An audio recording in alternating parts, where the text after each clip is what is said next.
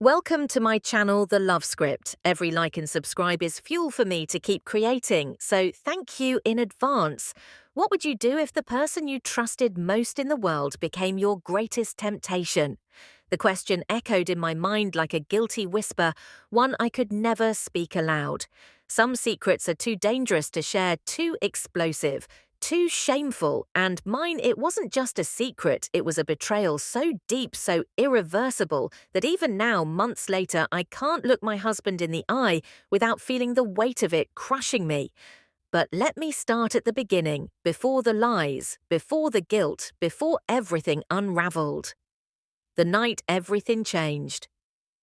It was a Thursday. Rain lashed against the windows of our suburban home, the kind of storm that made the walls feel too close, the air too thick. My husband Mark was away, another business trip, another week of silence between us. That's when he walked into the kitchen, Liam, my 25-year-old stepson, Mark's son from his first marriage, though I'd raised him since he was 12. He was shirtless, damp from the shower, his muscles tense and his expression tormented. Liam, I set down my wineglass. What's wrong? He hesitated, then dragged a hand through his hair. I need to talk to you about something messed up. I remember the way my pulse jumped. Not from desire, not then, but from dread. Because when someone starts a conversation like that, you know it won't end well. It's about he grimaced, struggling for words, size. Blink your size, he let out a sharp, humorless laugh. Not my height, Karen. Jesus! His voice dropped rough with embarrassment. I went to a doctor. There's something wrong with me. The confession that started it all. Liam had always been quiet, introspective, a college athlete with his father's sharp jawline, but his mother's haunted eyes. He never dated much, never brought girls home. I'd assumed it was shyness. I was wrong. It's called macro. Astia, he muttered, staring at the floor, rare. But it's a thing, the doctor said. It's not dangerous, just unmanageable. His fist clenched. I can't sleep, can't focus. Every relationship I've tried ends the same way. They take one look and run. I'm a freak. My throat went dry. This wasn't a conversation a stepmother should ever have with her stepson. But Mark wasn't here. And Liam, he was hurting. So I did what I always did. I tried to fix it. The slippery slope. First it was just words, reassurance. It's not your fault. You're not a freak. But then came the night he broke down. I can't live like this. He choked out, raw and desperate. You're the only one who doesn't look at me like I'm some kind of monster. And that's when I made the first mistake. I hugged him, not as a mother, not as a stepmother, but as a woman who hadn't been touched in years. His breath hitched. Mine stopped altogether, and in that moment I knew this wasn't about helping him anymore. This was about me, the point of no return. The next few weeks were a blur of stolen glances, lingering touches, conversations that almost crossed the line. I told myself I was just being supportive, that I was the only one who understood him. But the truth. I liked the way he looked at me, and that was the beginning of the end. The most dangerous lies are the ones we tell ourselves. My name is Karen Whitmore, and 3 months ago I would have sworn I was a good person, a devoted wife, a caring stepmother, a woman who prided herself on keeping her family together no matter the cost. But that was before the storm, before the secrets, before I realized how easily a person can become the villain of their own story. Let me tell you who I really am, the perfect life, or so it seemed. From the outside, my life was the picture of suburban success. I married Mark Whitmore 15 years ago, a whirlwind romance after his messy divorce from Liam's mother. He was a successful financial advisor, steady, reliable. The kind of man who remembered anniversaries and paid bills on time. I was a freelance interior designer working mostly from home, turning empty houses into dream homes for clients who'd never know how hollow those words could feel. We lived in a restored colonial just outside Boston, the kind of house people complimented in that wistful, envious way. You're so lucky, and I was until I wasn't. The cracks beneath the surface. The first fissure appeared 2 years ago after my third miscarriage. Mark and I had been trying for a baby since Liam left for college. A fresh start, he'd called it, but my body had other plans. Each loss carved something out of me, out of us. Mark buried himself in work. I buried myself in silence. We stopped touching, stopped talking, became strangers sharing a bed, a home, a life that felt like it belonged to someone else, and then there was Liam, the boy who wasn't mine. I'd never been Liam's mother, not really. When Mark and I married, Liam was 12, still raw from his parents' divorce. He called me Karen, never Mum. We coexisted politely, a tentative peace built on movie nights and packed lunches, and the unspoken agreement that we'd both pretend this was normal. But as he grew older, taller, broader, more like his father every day, something shifted. He'd linger in the kitchen when I cooked, asking about my work, remembered my favorite wine. Once after a fight with his girlfriend, he'd rested his head on my shoulder. And, "Why can't women be more like you?" It was innocent until it wasn't. The night I crossed the line, it started with the nightmares. Liam would wake up sweating, swearing under his breath. At first I thought it was stress, grad school, his failed relationships, the weight of being Mark's golden boy. Then I walked in on him changing. He didn't see me, but I saw it. The reason for his shame, his isolation, the way women fled after one glance. Macroastia, a rare condition the doctor called non-life-threatening but socially debilitating. For Liam, it was a curse. For me, became an obsession. The justifications, he needs me, Mark doesn't understand him like I do. It's not cheating if it's just helping all of them. But the night he broke down in my arms, the night I felt his heartbeat against mine, his breath on my neck, I stopped caring about the truth. I liked the power. The way his voice cracked when he said my name, the way his hands trembled when I touched him. For the first time in years, I felt wanted. And that was all it took. The unraveling begins. The first time we kissed, I told myself it was an accident. The second time, I blamed the wine. By the third, I wasn't lying to anyone anymore, not even myself. The heart is a traitor. It doesn't ask for permission. It just takes what it wants. I should have stopped it. I knew it was wrong. But when Liam looked at me that night, really looked at me, not as his stepmother, not as some stand-in for the women who'd rejected him, but as me, something inside me snapped. This is how it happened. The night of the storm. It was August, the air thick with humidity, the kind of heat that makes you restless. Mark was in Chicago for a conference again. Liam had been distant all week. Ever since his doctor's appointment, he'd barely eaten, barely slept. I'd find him staring blankly at his laptop, his fingers tapping out a nervous rhythm. That evening, thunder rolled in. The power flickered, then died. I lit candles, too many probably. The house glowed amber shadows dancing on the walls. Liam appeared in the doorway, his face half lit by flame. "Karen, we need to talk." His voice was different, lower, rougher. My stomach dropped the confession. He sat across from me at the kitchen table, the candle light catching the tension in his jaw. "I can't do this anymore," he said. My throat tightened. "Do what?" Pretend. His hands clenched. "You know what I'm talking about." I did. The glances that lasted too long, the way his fingers brushed mine when I handed him a coffee, the way we both leaned into it. I swallowed Liam. "We can't. I'm not a kid anymore," he interrupted, "and you're not just my stepmom. Not to me." The air between us crackled. The first touch, I don't remember who moved first. Maybe it was me. Maybe it was him. All I know is that suddenly his hand was on mine, warm, steady, certain. "And I didn't pull away, Karen," he whispered, just my name. But the way he said it, like a prayer, like a sin, undid me, the point of no return.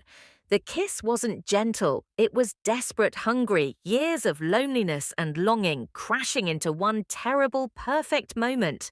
His hands tangled in my hair, mine gripped his shirt, pulling him closer.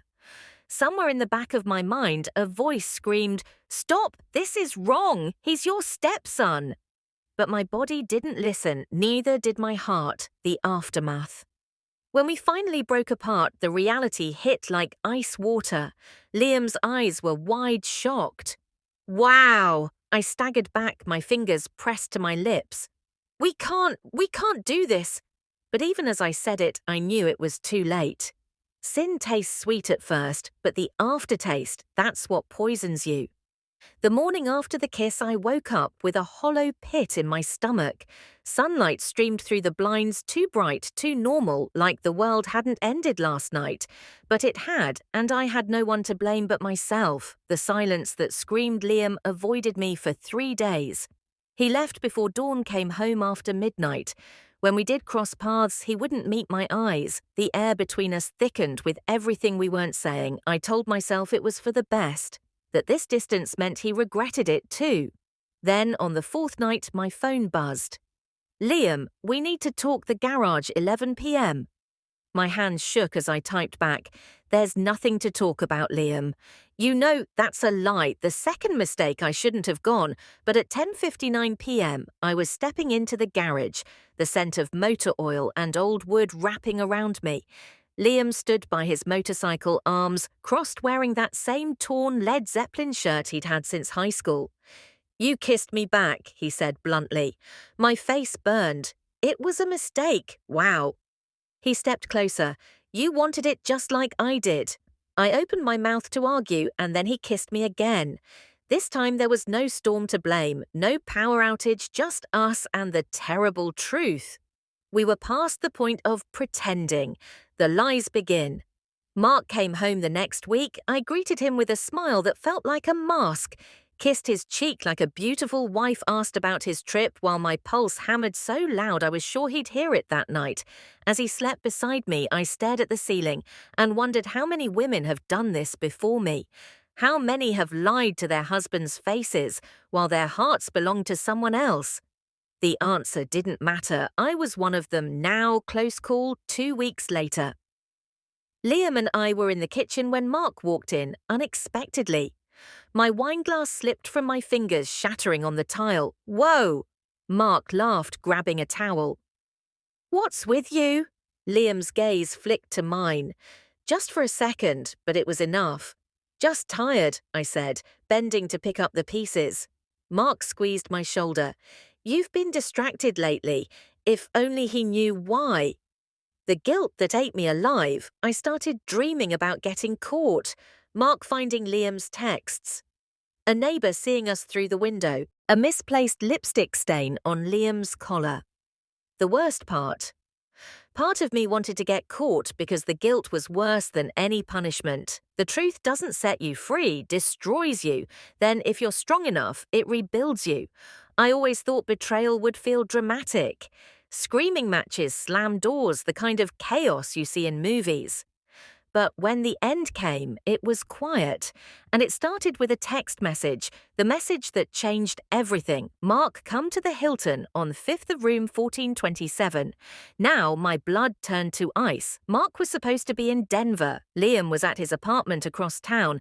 And I was standing in our bedroom staring at my reflection in the mirror, wondering how long I'd been living a double life. I typed back, why, what's going on, Mark? Just come.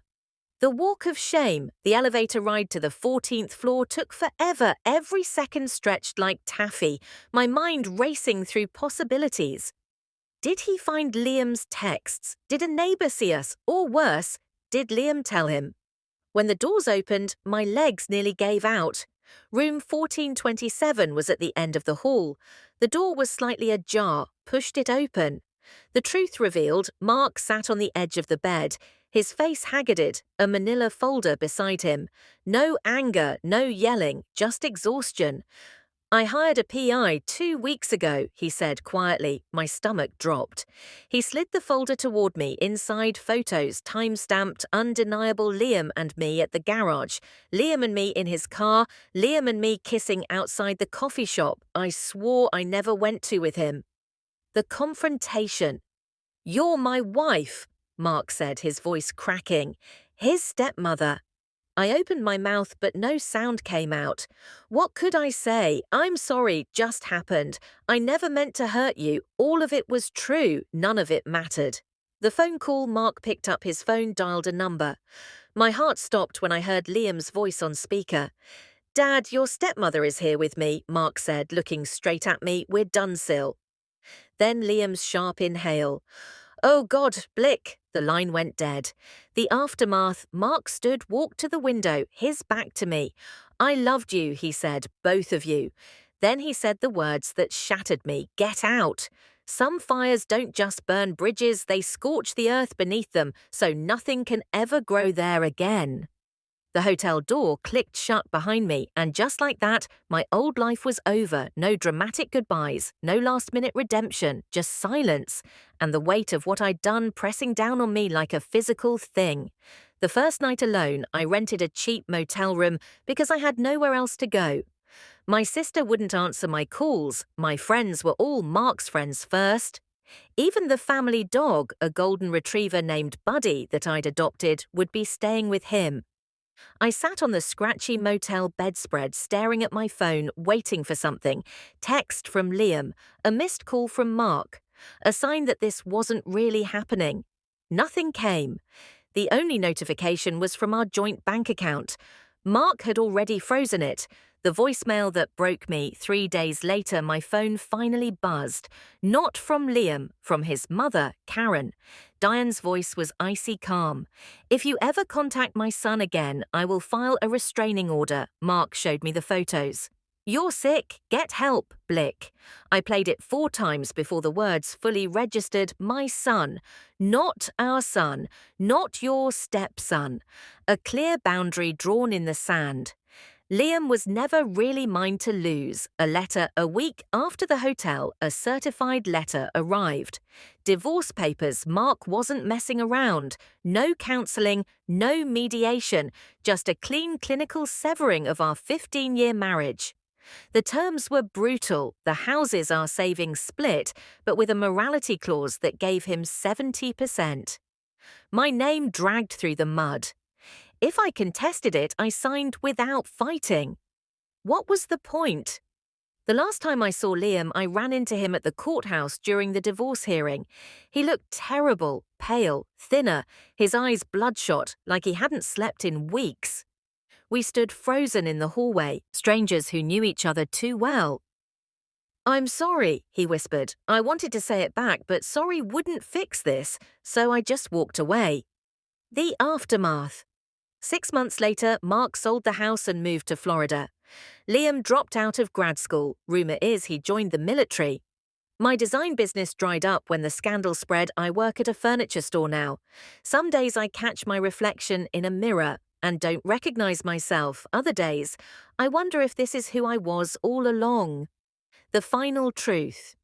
They say affairs are about the person you cheat with. But that's a lie. They're about the person you cheat on and the parts of yourself you destroy in the process. I thought I was helping Liam. I thought I was reclaiming my happiness. But all I did was burn down 2 lives, 3 counting my own for a moment of warmth. The story of Karen's downfall serves as a harrowing, cautionary tale about the destructive power of blurred boundaries, unchecked desire, and the lies we tell ourselves to justify our actions. At its core, this narrative exposes how easily moral lines can erode when emotional vulnerability, loneliness, and forbidden attraction collide, revealing the devastating consequences that follow when selfish impulses override ethical responsibility. Karen's initial belief that she was helping Liam masked her own unmet needs, proving that self-deception is often the first step toward ruin. What began as misguided compassion spiraled into an irreversible betrayal that shattered her marriage, fractured her family, and left lasting scars on everyone involved. The story underscores that forbidden relationships, no matter how passionately justified, often stem from deeper personal voids.